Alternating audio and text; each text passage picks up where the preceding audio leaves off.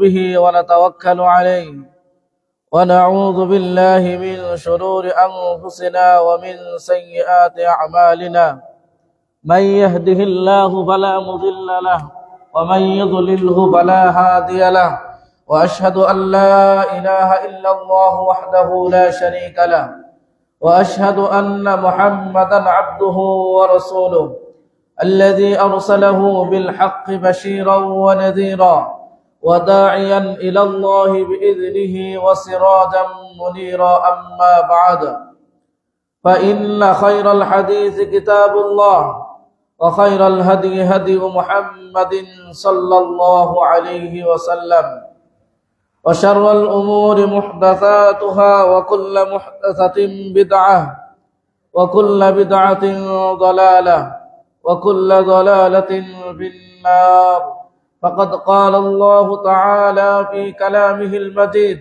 وفرقانه الحميد أعوذ بالله من الشيطان الرجيم بسم الله الرحمن الرحيم يا أيها الناس اتقوا ربكم الذي خلقكم من نفس واحدة وخلق منها زوجها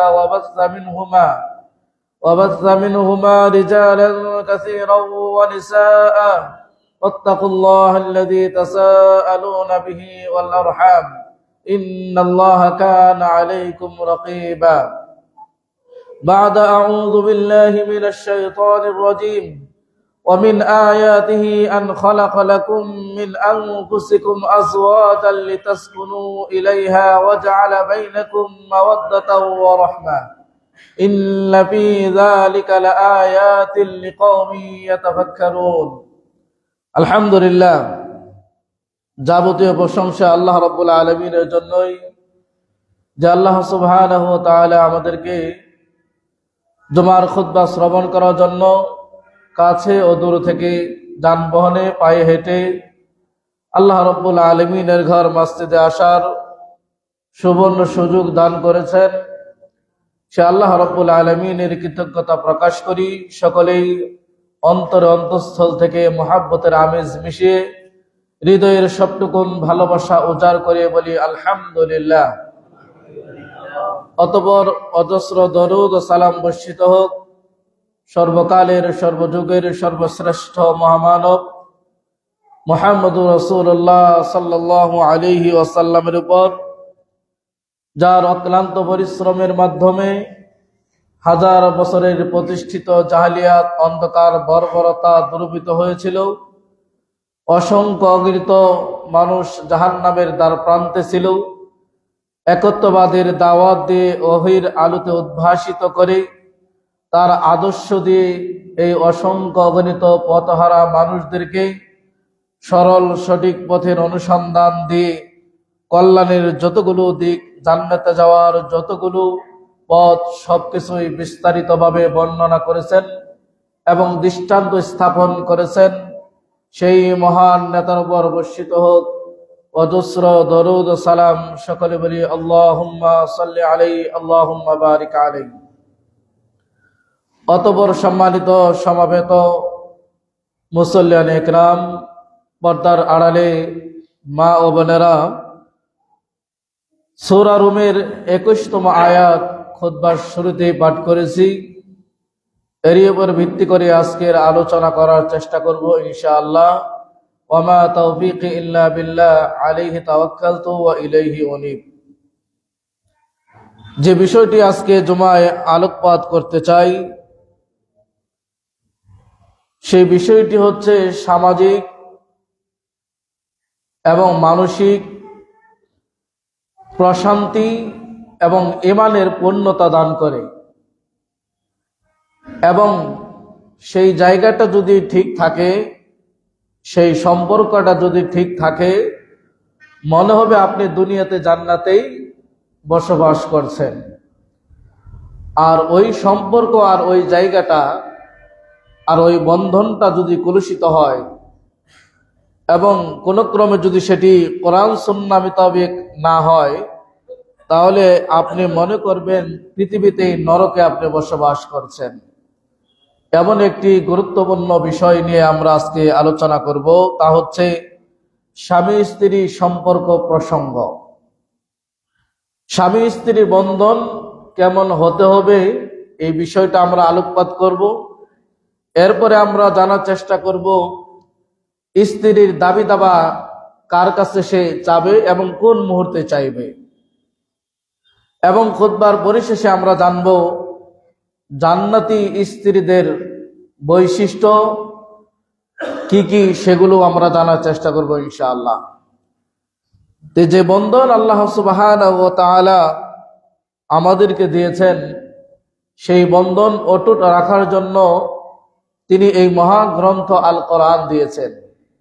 তিনি সৃষ্টি করেছেন মানুষ, তিনি আবার অবতীর্ণ করেছেন মহাগ্রন্থ আল কোরআন।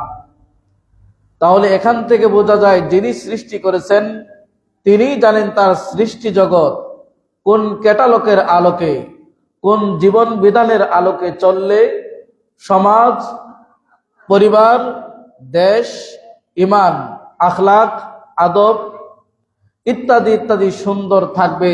তাই তিনি সৃষ্টি করলেন মানুষ এবং তার সেই মানুষের জীবন বিধান হিসাবে অবতীর্ণ করলেন মহাগ্রন্থ আল কোরআন। তাই কোরআনকে আমাদের ভুলে গেলে চলবে না। কোরআনকে সামনে রেখেই আমাদের পারিবারিক জীবন, ধর্মীয় জীবন, আন্তর্জাতিক রিলেশন সবকিছু এই কোরআনকে সামনে রেখেই আমাদের এগাতে হবে। যদি এই জায়গায় আমরা সঠিকভাবে আমাদের দৈনন্দিন জীবনে কোরআনের সিলেবাসকে অন্তর্ভুক্ত করতে পারি, রাসূলের আদর্শ ভিত্তিক জীবন যাপন করতে পারি, তাহলে পৃথিবীতে সুখ সমৃদ্ধিশীল পরিবার গঠন সম্ভব এবং সুশৃঙ্খল জাতি গঠনও সম্ভব। আল্লাহ রাসূল সাল্লাল্লাহু আলাইহি ওয়াসাল্লাম আপনি আমি যে উত্তম কিনা, এই উত্তম হওয়ার অন্যতম একটি মাপকাঠি তিনি দিয়েছেন। পৃথিবীতে আপনি যাচাই বাছাই করতে পারবেন আপনি আমি উত্তম হতে পেরেছি কিনা। যদিও আমরা সকলেই দাবি করি দিন শেষে আমি ভালো, আমি মুসলিম, আমি প্র্যাকটিস করি আমি মুসলিম, আমি দাবি করি আমি সুন্দর স্বামী, আমি দাবি করি আদর্শ স্বামী, আমি দাবি করি আদর্শ স্ত্রী, আমি দাবি করি আদর্শ রমণী, আমরা দাবি করি আদর্শ স্বামী, আমরা দাবি করি আদর্শ মুসলিম সৈনিক। দিন শেষে সেই দাবিগুলো আদৌ টিকবে কিনা, তাই আপনার বিবেকের কাছে প্রশ্ন রেখেই আল্লাহ রাসূল সাল্লাল্লাহু আলাইহি ওয়াসাল্লাম যে কথাটি বলেছেন, খায়রুকুম খায়রুকুম লিআহলি ওয়া আনা খায়রুকুম লিআহলি, যে সেই ব্যক্তি সর্বোত্তম যে ব্যক্তি তার পরিবারে উত্তম। আর মুহাম্মদুর রাসূলুল্লাহ সাল্লাল্লাহু আলাইহি ওয়াসাল্লাম প্রায় 1500 বছর পূর্বেই তিনি এই ঘোষণা দিয়েছেন, আমি আমার পরিবারে উত্তম। আজকে যারা এই খুতবা শ্রবণ করছেন, যারা এই স্বামীর দায়িত্বে আছেন, যারা অনলাইনে বিভিন্ন জায়গা থেকে শুনছেন বা দেখবেন, প্রত্যেকের বিবেকের কাছে প্রশ্ন করুন, আপনার পরিবারে নিয়ে আপনি কি নিজেকে বলতে পারবেন যে আপনার পরিবারে আপনি সবচেয়ে উত্তম? যদি বলতে পারেন তাহলে আপনি একজন আদর্শবান স্বামী। যদি বলতে পারেন আপনার পরিবারে আপনি উত্তম, তাহলে মনে করবেন আপনার জীবনযাত্রা মাত্রা, আপনার যে চলন ফিরন সবগুলোই আপনাকে জান্নাতের দিকেই ধাবিত করছে এবং জান্নাতের পথেই আপনি পরিচালিত হচ্ছেন। মুহাম্মদুর রাসূলুল্লাহ সাল্লাল্লাহু আলাইহি ওয়াসাল্লাম এই ঘোষণাটি দিয়েছেন। এবং আল্লাহ সুবহানাহু ওয়া তাআলা কোরআনের সূরা সিরিয়াল নাম্বার 30 আয়াত নাম্বার 21 সূরাতুর রুম, সেই আয়াতেও আল্লাহ সুবহানাহু ওয়া তাআলা বলেন, ওয়া মিন আয়াতি আন খালাকা লাকুম মিন আনফুসিকুম আজওয়াজা, যে আমি তোমাদেরকে সৃষ্টি করেছি, আমার আয়াতের নির্দেশের একটি এটি, তোমাদের মধ্য থেকে তোমাদের জন্য সৃষ্টি করেছি আমি আজওয়াজান, স্বামী স্ত্রী বন্ধন। কেন? লিতাসকুনু ইলাইহা, যাতে করে তোমরা প্রশান্তি লাভ করতে পারো। কেনই প্রশান্তি হবে না? মুহাম্মদুর রাসূলুল্লাহ সাল্লাল্লাহু আলাইহি ওয়াসাল্লাম তার এই জাতিকে, তার এই উম্মতকে, বিশেষ করে যুবকদেরকে বলছেন, ইয়া মাশারাশ শাবাব মান ইসতাতাআ মিনকুমুল বাত, হে যুবক সম্প্রদায়, যাদের সামর্থ্য রয়েছে তোমরা বিবাহ করো। আর বাআতা শব্দের অর্থ দুটি, একটি হচ্ছে শারীরিক সক্ষমতা, আরেকটি হচ্ছে অর্থনৈতিক সক্ষমতা। এই দুটি সক্ষমতা যাদের রয়েছে তারা যেন বিবাহ করে। তাহলে কেননা এই বিবাহ বন্ধন আল্লাহ রাব্বুল আলামিন বলছেন প্রশান্তি এনে দেয়। কেননা প্রশান্তি এনে দিবে নাই কেন? রাসূল সাল্লাল্লাহু আলাইহি ওয়াসাল্লাম যুবকদেরকে উদ্বুদ্ধ করেছেন বিবাহ করো। বিবাহের মাধ্যমেই মানুষের চরিত্র গঠন হয়, বিবাহের মাধ্যমেই চোখের দৃষ্টি অবনত হয়, লজ্জাস্থান হেফাজত হয়, পৃথিবীর শ্রেষ্ঠ মানুষে রূপান্তরিত হওয়া যায়। আর এই বিবাহ বন্ধনটাই এমন একটি বন্ধন যে বন্ধনে আবদ্ধ হলে, বৈধভাবে সেই বন্ধনে আবদ্ধ হলে সেই ঘরটা হয় ভালোবাসার অন্যতম একটি পরস্ফুটিত ঘর, এবং সেখানে ছায়ায় আবৃত থাকে এবং নূরের আলোতে উদ্ভাসিত হয় ঘরটি। এটি এমন একটি বন্ধন। আর বিবাহ বহির্ভূত বন্ধনে আপনাকে জাহান্নামের দিকে ঠেলে দিবে, আপনার জীবন যাত্রাকে কলুষিত করবে, আপনার ঈমানকে বিনষ্ট করে দিবে, আপনার ধার্মিকতাকে বিনষ্ট করে দিবে। আপনি মানবীয় যতগুলো গুণ বৈশিষ্ট্য থাকা দরকার থাকবে, কিন্তু চরিত্র নিয়ে মানুষ আপনার বিরুদ্ধে কথা বলবে। আর কিয়ামতের ময়দানে সবচাইতে দাড়িপাল্লায় যে ওজনটি দেয়া হবে, যার ভারত্ব হবে সবচাইতে বেশি, তা হচ্ছে মানব জাতির উত্তম চরিত্র আখলাক, যেটি আমাদের মাঝ থেকে এখন হারিয়ে গেছে। প্রিয় মুসল্লি বৃন্দ, আর এই বিবাহ বন্ধন ভিত্তি হচ্ছে মূল তিনটি জিনিসের উপর ভিত্তি থাকে। এক, আল্লাহ রাব্বুল আলামিনের বিধান। এটি হচ্ছে মূল একটি ভিত্তি। বিবাহ বন্ধন, স্বামী স্ত্রীর সম্পর্ক, এটি একটি মূল ভিত্তি হচ্ছে যে আল্লাহ রাব্বুল আলামিনের একটি আদেশ। আল্লাহ রাব্বুল আলামিন আদেশ দিয়েছেন, সেই বিধান বাস্তবায়ন করা। আর সেটাই যদি না হতো, তাহলে একজন স্ত্রী আরেকজন স্বামীর প্রতি এত টান থাকতো না, একজন স্বামী একজন স্ত্রীর প্রতি এতটা ভালোবাসা থাকতো না। দ্বিতীয় যে মূল ভিত্তি এই বন্ধনের, তা হচ্ছে দয়া অনুগ্রহ। যে দয়া অনুগ্রহ না থাকলে আপনার এই শরীফপুরের মহিলারা আপনার সেই দূরে গিয়ে সংসার করতে পারতো না, আবার দূরের স্বামীরা শরীফপুরে এসে আপনাদের এই এলাকায় বিবাহ বন্ধনে আবদ্ধ হতে পারতো না।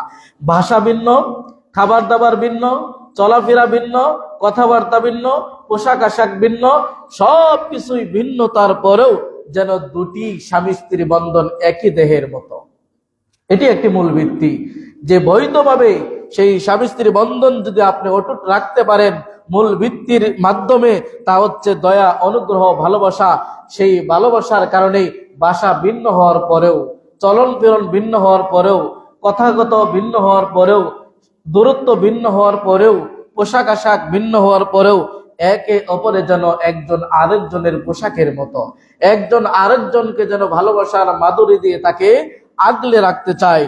তৃতীয় নাম্বার যে ভিত্তি বিবাহ বন্ধনের, সেই ভিত্তিগুলো যদি মজবুত হয়, তাহলে সেই বিবাহ বন্ধনগুলো অত্যন্ত সুন্দর হয়, সুচারু হয়। তৃতীয় নাম্বার যে ভিত্তি, তা হচ্ছে দ্বীনের বন্ধনে। দ্বীনের বন্ধনে আবদ্ধ হয়ে যে বিবাহ বন্ধন হয়, সেটি হচ্ছে পৃথিবীর শ্রেষ্ঠ একটি বন্ধন। তাহলে দ্বীনের বন্ধনে, দ্বীনের ভিত্তিতেই বিবাহ বন্ধন হতে হবে। আর এই বৈধ বিবাহ বন্ধনই এনে দিতে পারে আপনার শান্তি, সুখ, সমৃদ্ধি এবং আপনার মনের প্রশান্তি, এবং আপনার জীবনের চরম চাওয়া এবং পাওয়ার প্রতিটি মুহূর্তকে আনন্দময় করে তোলে এই বৈধ স্বামী স্ত্রী সম্পর্কের মাধ্যমে। এই তিনটি মূল ভিত্তিকে যদি আমরা সামনে রাখতে পারি, তাহলে নিঃসন্দেহে বিবাহ হবে লিতাসকুনু ইলাইহা, আমাদের জন্য প্রশান্তির কারণ এবং আমাদের জন্য একে অপরের দয়ার অনুগ্রহের কারণ এবং একে অপরের ভালোবাসার কারণ হবে। বর্তমান প্রেক্ষাপটে দেখা যায় অধিকাংশ বিবাহগুলো সামাজিক দায়বদ্ধতা সারার জন্যই হয়ে থাকে। এমনও বিবাহ হয় যে কোরআন সুন্নাহ পরে থাক, সামাজিকতাকে আগে প্রাধান্য দিতে হবে, এরপরে কোরআন হাদিস দেখা যাবে। এই বিবাহ কোনোদিন শান্তি বয়ে এনে দিতে পারে না। বিবাহ যখন হবে সামাজিক দায়বদ্ধতা সারা, বিবাহ যখন হবে পৃথিবীর পার্থিব স্বার্থ অন্বেষণ করা, তখন ওই বিবাহ, ওই স্বামী স্ত্রী বন্ধন কখনোই আপনার আনন্দ এনে দিতে পারে না। অতএব সামাজিক দায়বদ্ধতা সারা এই বন্ধন যেন না হয়, বরং দিনদারিত্বকে প্রাধান্য দিয়েই, দিনকে প্রাধান্য দিয়েই, ঈমানকে টিকে রাখার জন্য, নিজের চরিত্রকে সৌন্দর্য করার জন্য, নিজের ঈমানকে হেফাজত করার জন্য, নিজের আমলগুলোকে সংরক্ষণ করার জন্যই আমাদের বিবাহ স্বামী স্ত্রীর বন্ধনগুলো অটুট থাকা দরকার। আল্লাহ রাসূল সাল্লাল্লাহু আলাইহি ওয়াসাল্লাম প্রায় 1500 বছর পূর্বেই চিত্র তুলে ধরেছেন, যে চিত্র বিবাহের ক্ষেত্রে আমরা বাংলাদেশে এখন লক্ষ্য করি যে অধিকাংশ মানুষ বিবাহের ক্ষেত্রে যেটাকে প্রায়োরিটি দেয়, যেটাকে প্রাধান্য দেয়, যেটাকে মানুষ হাসি খুশি হিসাবে মেনে নেয়, সমাজের মানুষও তার দিকে উদ্বুদ্ধ করে, সমাজের মানুষ তার দিকে উদ্বুদ্ধ করে, সমাজের মানুষ তাকে বাহবা দেয় যে কাজের কাজ একটা করেছো, এমন জায়গায় আত্মীয় করেছো, সারা জনম তুমি শ্বশুরের সম্পদ দিয়ে চলতে পারবে। তার মানে বিবাহ বন্ধনগুলো এখন সম্পদ আছে কিনা এটা থেকে বিবাহ করা হয়, নারীর সৌন্দর্য রূপ লাবণ্য আছে কিনা এটি থেকেই বিবাহ বন্ধনে আবদ্ধ হয়, এবং তার বংশীয় মর্যাদা প্রভাব বিস্তার আছে কিনা এইগুলো লক্ষ্য করেই আজ বিবাহ করা হয়। আল্লাহ রাসূল সাল্লাল্লাহু আলাইহি ওয়াসাল্লাম এই চিত্র তুলে ধরেছেন সেই জাহেলিয়াতের যুগেই, সেই আরব ভূখণ্ডে যে অবস্থা হতো, যে সেই সময় বিবাহ করা হতো সৌন্দর্য দেখে, সম্পদ দেখে, বংশীয় মর্যাদা দেখে। আল্লাহ রাসূল বললেন, ফাযফার বিযাতিদ দ্বীন তারিবাত ইয়াদাক, তোমরা এই কোনটাইকে প্রাধান্য না দিয়ে বরং দ্বীনকে তোমরা প্রাধান্য দিবে।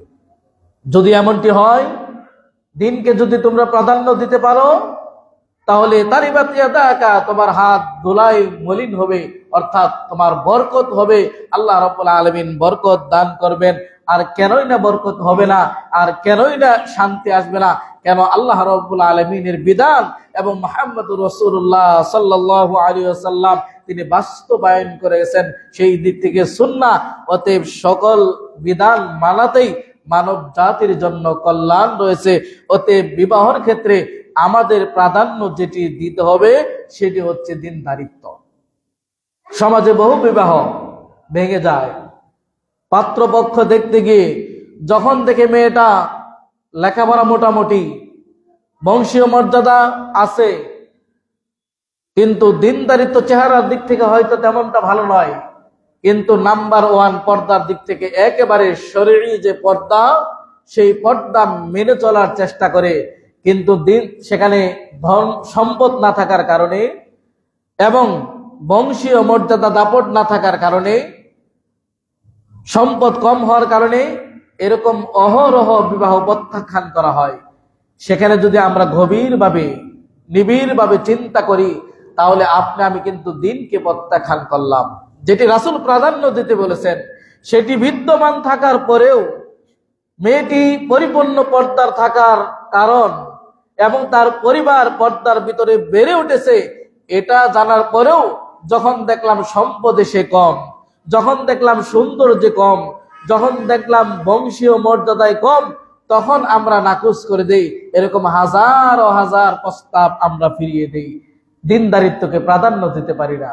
আর যখনই এই রাসূলের আদেশকে অমান্য করে সম্পদকে প্রাধান্য দিলেন, বংশীয় মর্যাদাকে প্রাধান্য দিলেন, অর্থকে প্রাধান্য দিলেন, এগুলো সবই হচ্ছে অস্থায়ী। সৌন্দর্য এটাও হচ্ছে অস্থায়ী, বয়স হলে আর এই সৌন্দর্য থাকবে না। সম্পদ আজ আছে, কাল নাও থাকতে পারে। অনুরূপভাবে বংশের দাপট আজকে আপনার আছে, আরেকদিন আরেক বংশ দাঁড়িয়ে যেতে পারে, কোনোটাই স্থায়ী না। কিন্তু দিনদারিত্ব যদি ঠিক থাকে, এই দিনদারিত্ব কারণে সে আস্তে আস্তে তার দিন আরো উন্নত হবে, তার চরিত্র আরো সুন্দর হবে, তার পারিবারিক গঠন এবং পরিবারকে সুন্দর রাখার জন্য এবং ভবিষ্যৎ প্রজন্মকে আরো সুন্দর করে গড়ে তোলার জন্য মা বোনদের যে অগ্রণী ভূমিকা থাকার দরকার, সেটি ওই মেয়ের মধ্যেই পাওয়া যাবে যার ভিতরে দিনদারিত্ব রয়েছে। কিন্তু আপনি আমি, আপনার আমার ছেলে মেয়ের বিবাহের ক্ষেত্রে, আপনার আমার মেয়ে বিবাহ দেওয়ার ক্ষেত্রে, আপনার ছেলে বিবাহ করানোর ক্ষেত্রে আমরা সবাই, আমরা হুজুর সহ আমরাও অনেক সময় এরকম লোভে পড়ে যায়, সম্পদকে প্রাধান্য দিয়ে ফেলায়। এটা কোনো ক্রমে উচিত নয়। সৌন্দর্যকে প্রাধান্য দেওয়া এটাও কোনো ক্রমে উচিত নয়। যেটি প্রাধান্য দিতে হবে সেটি হচ্ছে দিনদারিত্ব। প্রিয় মুসলিয়ান ইকরাম, তাই কয়েকটি দৃষ্টান্ত আপনাদের মাঝে হাদিসের আলোকে তুলে ধরি যে স্বামী স্ত্রী বন্ধনটা কেমন হওয়া দরকার, স্বামী স্ত্রীর সম্পর্কটা কেমন হওয়া দরকার। এটি সামাজিক দায়বদ্ধতা নয়, বিবাহ করেছি তাকে ভরণ পোষণ দিতে হবে, এটা সামাজিক দায়বদ্ধতা। সেই জন্য তাকে ভরণ পোষণ দিলাম, বাকি আর তার সাথে রূঢ় আচরণ করলাম, তার সাথে সুন্দর সদ আচরণগুলো করলাম না, এটা বিবাহ বন্ধন নয়। এটা স্বামী স্ত্রীর সম্পর্ক নয়। আসুন আমরা জানার চেষ্টা করি উম্মে হাবিবা রাসূল সাল্লাল্লাহু আলাইহি ওয়াসাল্লাম এর স্ত্রী যখন আবু সুফিয়ান, উম্মে হাবিবা এই ছিল রাসূল সাল্লাল্লাহু আলাইহি ওয়াসাল্লামের স্ত্রী। স্বামী স্ত্রীর সম্পর্কটা কেমন দেখেন। আবু সুফিয়ান তখনও ইসলাম গ্রহণ করেন নাই। আবু সুফিয়ান যখন রাসূল সাল্লাল্লাহু আলাইহি ওয়াসাল্লামের ঘরে আসলেন, রাসূল সাল্লাল্লাহু আলাইহি ওয়াসাল্লামের স্ত্রী উম্মে হাবিবা আবু সুফিয়ানের মেয়ে দেখলেন তার বাবা ঘরে প্রবেশ করছে, তখনও সে ইসলাম গ্রহণ করেন নাই। আবু সুফিয়ান যেহেতু মুশরিক, তিনি তার বাবার এই আগমন দেখে বিছনার চাদরগুলোকে ভাঁজ করে গুটিয়ে ফেললেন। তার বাবা এসে মেয়েকে জিজ্ঞাসা করলো যে মা, তুমি কি আমার প্রতি অভিমান করে এই বিছনাটাকে গুটিয়ে ফেলেছো, নাকি বিছানায় আমার প্রতি অভিমান করেছে, কোনটি? আবু সুফিয়ান যখন এই প্রশ্ন করলো, আল্লাহ রাসূল সাল্লাল্লাহু আলাইহি ওয়াসাল্লামের স্ত্রী উম্মে হাবিবা তিনি উত্তর দিলেন যে বাবা, আপনার প্রতি কোনো অভিমান নেই, বিছনারও কোনো অভিমান নেই।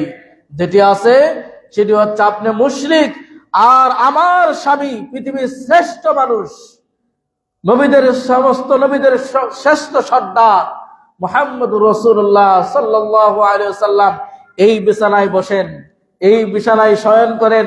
ওই বিছানায় আপনি আমার বাবা হতে পারেন, কিন্তু আপনি মুশরিক, ওই বিছানায় আমি আপনাকে বসতে দিতে পারি না। স্বামী স্ত্রী বন্ধন কি জিনিস চিন্তা করা যায়? ওই যুগে উম্মে হাবিবা বুঝতে পেরেছে তারা আপনার আমার মতো কামেল পাস, ইন্টার পাস এবং এমবিএস পাস ইত্যাদি ইত্যাদি অনার্স মাস্টার্স করা ছিল না। দ্বীনের জ্ঞান তাদের পূর্ণতা ছিল, যে বাবা হলেও এখানে কোনো খাতির নেই, বাবা হলেও আকীদার ক্ষেত্রে, দ্বীনের ক্ষেত্রে, ইসলামের ক্ষেত্রে কোনো কম্প্রোমাইজ চলবে না। এখানে রাসূল সাল্লাল্লাহু আলাইহি ওয়াসাল্লামের বিধানকে তিনি প্রাধান্য দিয়েছেন, এবং স্বামী হিসাবে রাসূল শ্রেষ্ঠ, নবী হিসাবে শ্রেষ্ঠ, মানুষ হিসাবে শ্রেষ্ঠ, তারই উপর ভিত্তি করে তিনি তার বাবাকেও সেই বিছানায় বসতে দিলেন না। এটি হচ্ছে স্বামী স্ত্রীর সম্পর্ক কাকে বলে। সমস্ত স্ত্রীদেরকে প্রশ্ন করি, আপনার স্বামীদের এই অভিজাত্য, আপনাদের এই স্বামীদের ব্যক্তিত্ব আপনি কি এইভাবে কখনো ধরে রাখার চেষ্টা করেছেন? যারা মা বোনেরা আমার এই আলোচনা শুনছেন, যারা অনলাইনে দেখছেন বা শুনছেন, যারা মসজিদে উপস্থিত আছেন, কখনো কি আপনার এই স্বামীর ব্যক্তিত্ব আপনি ধরে রাখার চেষ্টা করেছেন? নাকি সমাজের মানুষের সাথে, সমাজের মানুষের চক্রান্তে পড়ে, শ্বশুর বাড়ির কান পড়া শুনে বা আত্মীয় স্বজনের কান পড়া শুনে আপনার স্বামীকে সদা সর্বদাই শুধু অপমান করার চেষ্টা করেছেন? আপনার স্বামীর ব্যক্তিত্বের উপর আপনার প্রভাব থাকতে হবে। আপনার স্বামী যদি ব্যক্তিত্ব থাকে তাহলে আপনিও সেখানে সম্মানিত হবেন, আর আপনার স্বামীর যদি ব্যক্তিত্ব না থাকে বুঝতে হবে আপনার ব্যক্তিত্বহীন হয়ে যাবে, আপনার অস্তিত্বহীন হয়ে যাবে, আপনাকে এই সমাজের মানুষ কোনো মূল্যায়ন করবে না। কিন্তু আপনার স্বামীর যদি ব্যক্তিত্ব থাকে, আপনার স্বামীর যদি চরিত্র ঠিক থাকে, আপনার স্বামী যদি সৎ এবং একজন ভালো মানের স্বামী হয়, রাসূলের আদর্শ ভিত্তিক স্বামী হয়, তাহলে ওই স্বামীর কারণে আপনিও সম্মানিত হবেন। কেন আপনি তাদের কান কথা শুনে আপনার স্বামীর সম্মান নিয়ে আপনারা কেন সিনেমিনি খেলেন? আপনাদের এই বিবেকের কাছে প্রশ্ন। অনুরূপভাবে সাহাবী আবু সালামা তিনি মারা গেলেন। আল্লাহ রাসূল সাল্লাল্লাহু আলাইহি ওয়াসাল্লাম উম্মে সালামার ঘরে প্রবেশ করলেন, অর্থাৎ আবু সালামা সাহাবী তিনি মারা গেলেন। এই সংবাদ শোনার পরে রাসূল সাল্লাল্লাহু আলাইহি ওয়াসাল্লাম সেখানে গেলেন, উম্মে সালামার নিকটে গিয়ে বসলেন। বসার পরে দেখলেন তার সাহাবী আবু সালামা, তার চক্ষুগুলো খোলা রয়েছে। আল্লাহ রাসূল সাল্লাল্লাহু আলাইহি ওয়াসাল্লাম তার এই দুটি চক্ষু এইভাবে বন্ধ করে দিলেন, আর উম্মে সালামাকে বললেন যে মারা যাওয়ার পরে মানুষ লক্ষ্য করে তাকিয়ে থাকে, তার এই অন্তরটা, তার এই হৃদয়টা, তার এই বেঁচে থাকার যে জিনিসটা, যেটা তার এই প্রাণের ভিতরে প্রাণ সঞ্চার করে, এই হৃদয়টা যখন তার কাছ থেকে ছিনিয়ে নেওয়া হয়, তার এই নফস, এই আত্মাটাকে যখন ছিনিয়ে নেওয়া হয়, তখন মানুষ তার এক পলকে তাকিয়ে থাকে কোন দিকে নিয়ে যাওয়া হলো। এবং সেটা রক্তের সঞ্চার থাকা অবস্থায় যদি বন্ধ করে দেওয়া না হয়, তাহলে সেটি দীর্ঘক্ষণ থাকার কারণে তারপরে আর বন্ধ করা সম্ভব হবে না। যেমন দেখবেন হাত পাগুলো যদি ছড়ানো ছিটানো থাকে, সেটা দেখবেন মানুষ সাথে সাথে ইন্তেকাল করার পরে সাথে সাথে সেগুলো সোজা করে দিতে হয়। না হলে দেখবেন সেগুলো বাঁকা হয়ে যায়, পরে আর সোজা করা সম্ভব হয় না। তা আল্লাহ রাসূল সাল্লাল্লাহু আলাইহি ওয়াসাল্লাম উম্মে সালামাকে বললেন যে এই কথা বলার পরে উম্মে সালামাকে রাসূল সাল্লাল্লাহু আলাইহি ওয়াসাল্লাম দোয়া শিক্ষা দিলেন, তুমি এই দোয়া করো যে আল্লাহ রাব্বুল আলামিন যেন এর চাইতে উত্তম আমাকে দেন।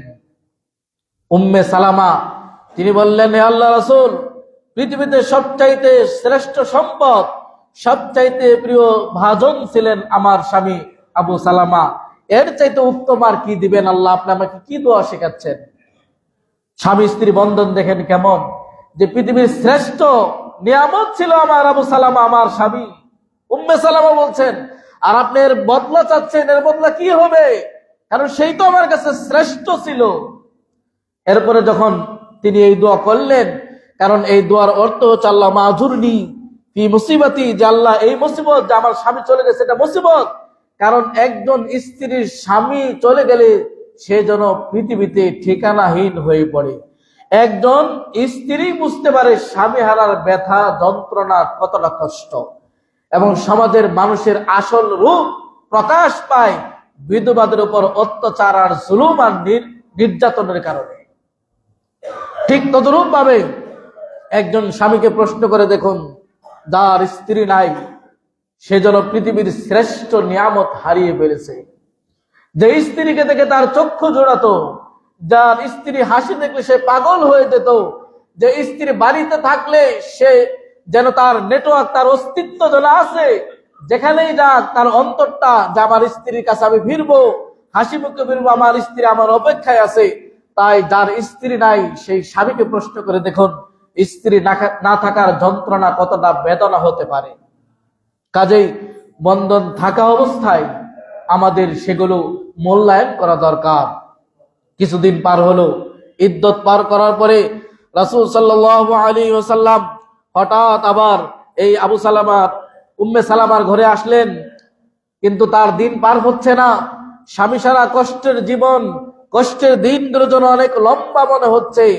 আল্লাহ রাসূল সাল্লাল্লাহু আলাইহি ওয়াসাল্লাম যেই দোয়া তাকে শিক্ষা দিছিলেন যে এর চাইতে উত্তম বদলা আমাকে দাও, উত্তম বদলা মানে যেরকম স্বামী হারিয়েছে শ্রেষ্ঠ স্বামী, এরকম বদলা মানে স্বামীর জায়গায় স্বামী যেন রাসূল এরকম একটি দোয়া শিখালেন যে এর চাইতে উত্তম বদলা আমাকে দাও।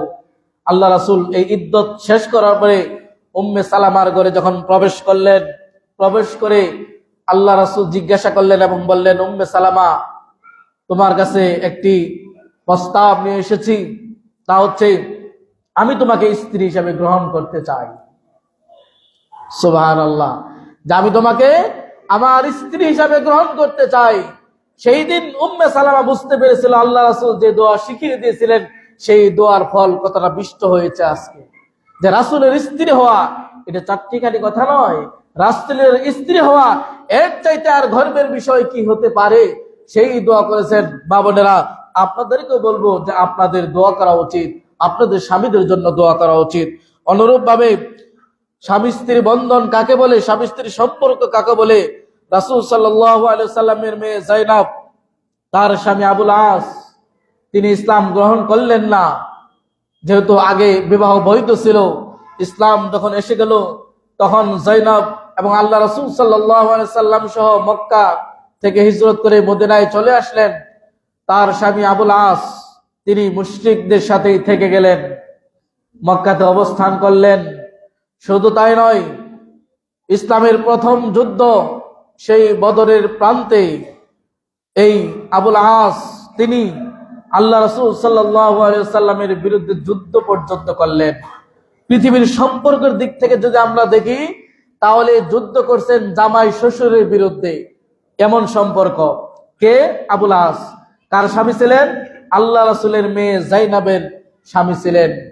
এরপরে সেই বদরের রণাঙ্গনে যখন ৭০ জন কাফের মুশরিক বেঈমানরা ধরাশায়ী হলো, হত্যা হলো এবং ৭০ জনকে বন্দী করা হলো, সেই বন্দীদের নিয়ে রাসূল সাল্লাল্লাহু আলাইহি ওয়াসাল্লাম যখন পরামর্শ করলেন, আবু বকর রাদিয়াল্লাহু আনহু তিনি পরামর্শ দিলেন যে যারা ৭০ জন বন্দী হয়েছে সেই ৭০ জনের কাছ থেকে মুক্তিপণ নিয়ে তাদেরকে ছেড়ে দেওয়া হোক। কেননা আমরা মক্কায় জন্ম, আমাদের মক্কায় আমরা বড় হয়েছি, এরা মক্কা থেকে আসছে আমাদের বিরুদ্ধে আক্রমণ করার জন্য, এরা আমাদের কারো না কারো আত্মীয় হতে পারে। এই দৃষ্টিকোণ থেকে আবু বকর রাদিয়াল্লাহু আনহু এই পরামর্শ দিলেন রাসূলকে।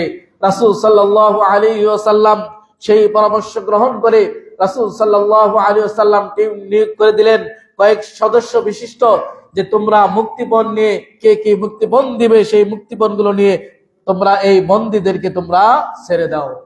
এই দায়িত্ব যখন দেওয়া হলো, ওমর রাদিয়াল্লাহু আনহুর পরামর্শ আসলো, আল্লাহ রাসূল ওরা আমাদের হত্যা করতে আসছে, ওরা ইসলামের বিরুদ্ধে যুদ্ধ করতে আসছে, কিন্তু ওদের কপাল খারাপ, ওরা বন্দী হয়ে গেছে, কিন্তু ওরা কিন্তু আমাদের হত্যা করতে আসছিল, সুযোগ পেলে ওরা আমাদের হত্যা করত, অতএব মুক্তিপণ নয় বরং ওদেরকে হত্যা করতে হবে।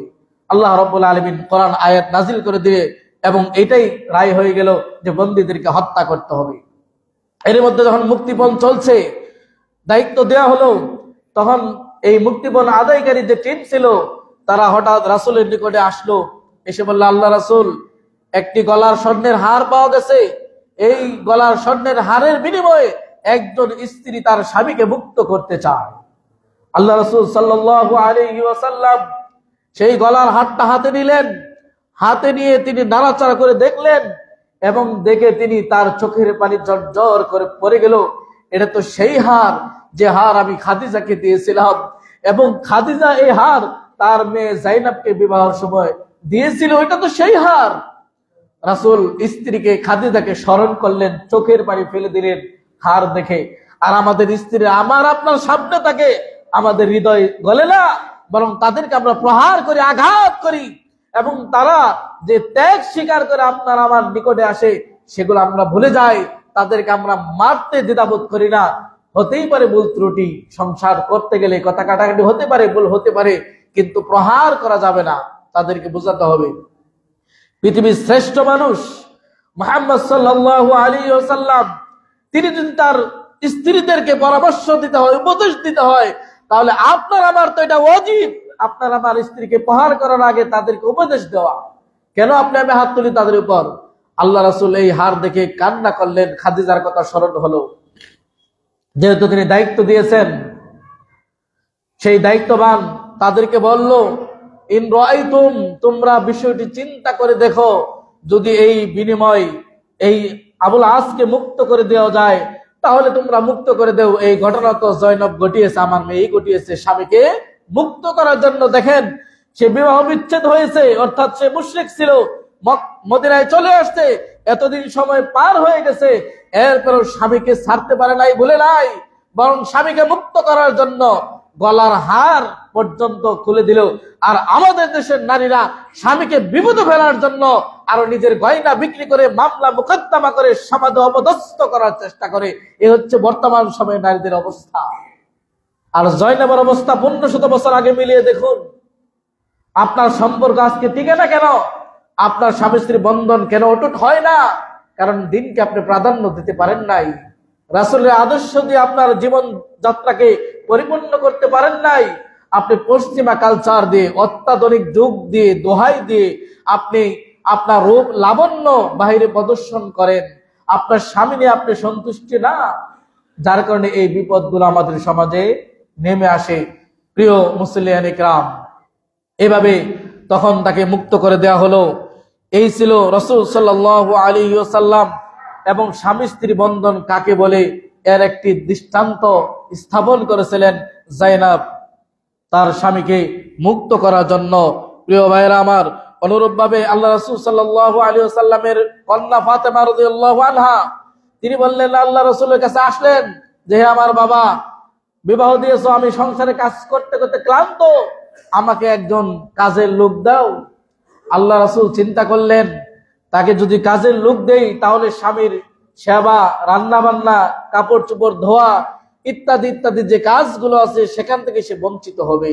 স্বামীর সেবা করা এটা শ্রেষ্ঠ একটি কাজ।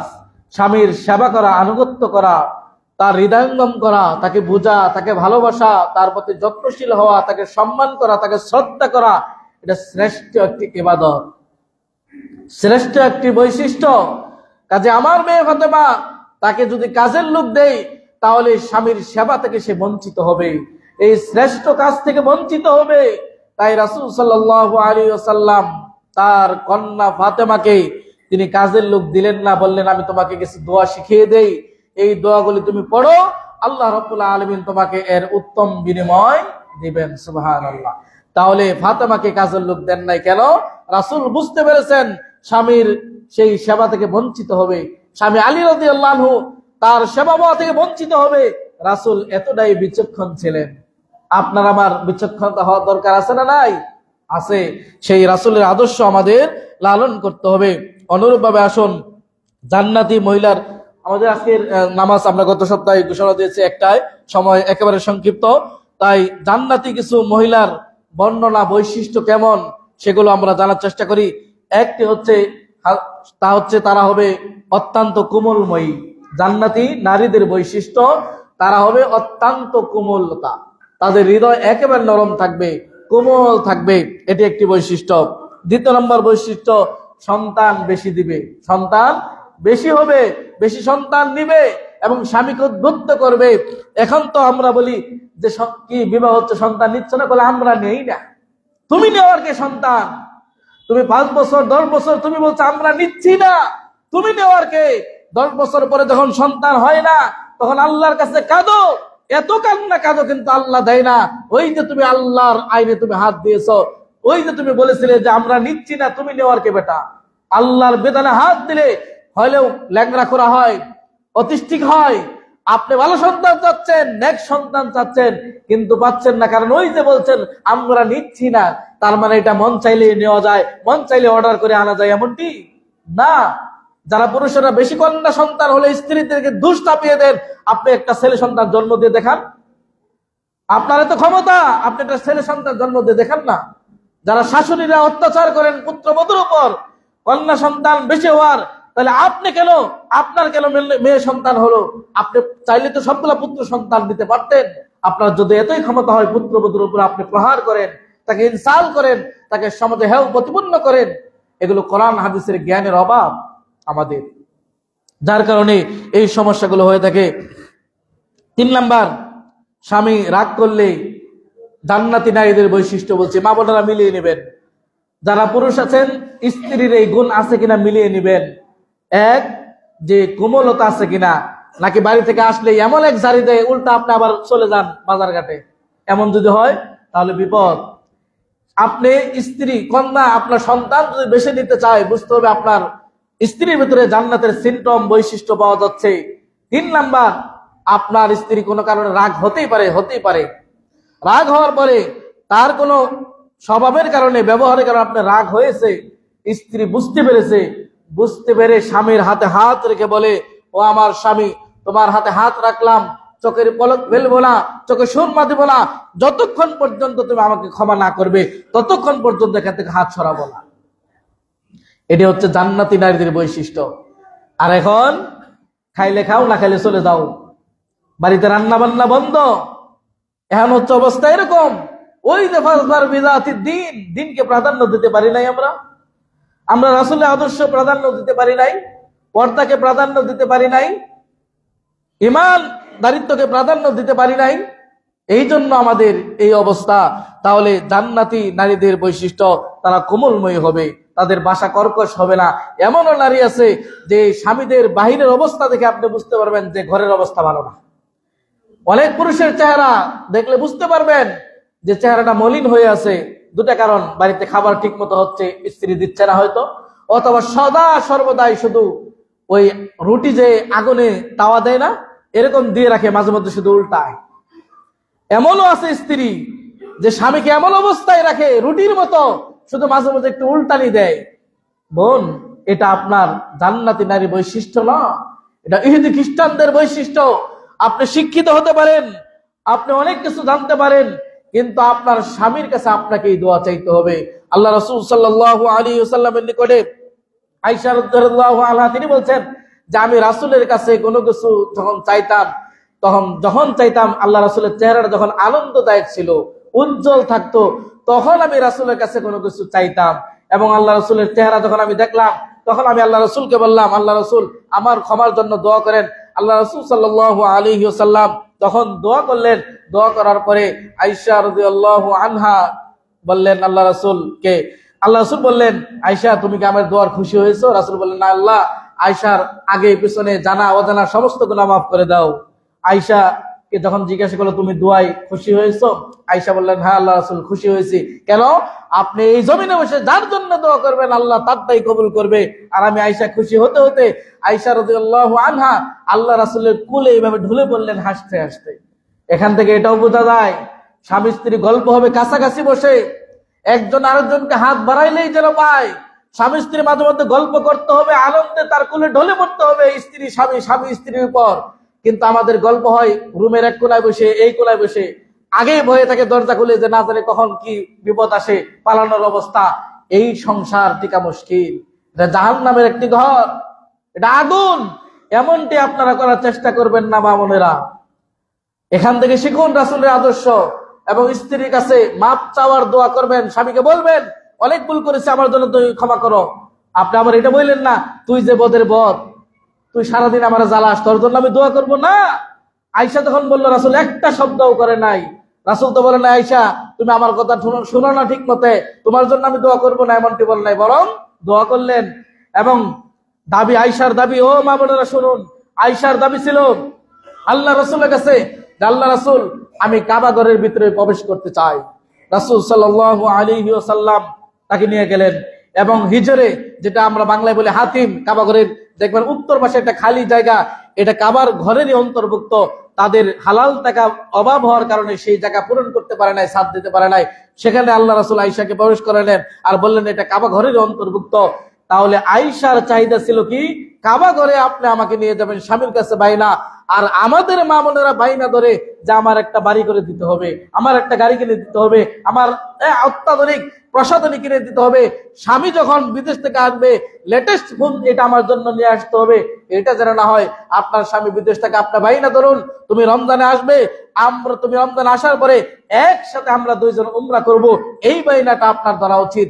আয়েশা সেই মুহূর্তে যে বাইনা ধরেছিল, আয়েশা বুঝতে পেরেছিল, আয়েশা কামেল বাস ছিল না, ইঞ্জিনিয়ার পাস ছিল না, কিন্তু বুঝতে পেরেছিল স্বামীর কাছে কখন কিভাবে কি চাইতে হয়। কিন্তু আমাদের দেশের মেয়েরা শিক্ষিত হয়েও স্বামীর কাছে কখন কি চাইতে হয় তা জানে না, কোন মুহূর্তে চাইতে হবে সেটাও জানে না।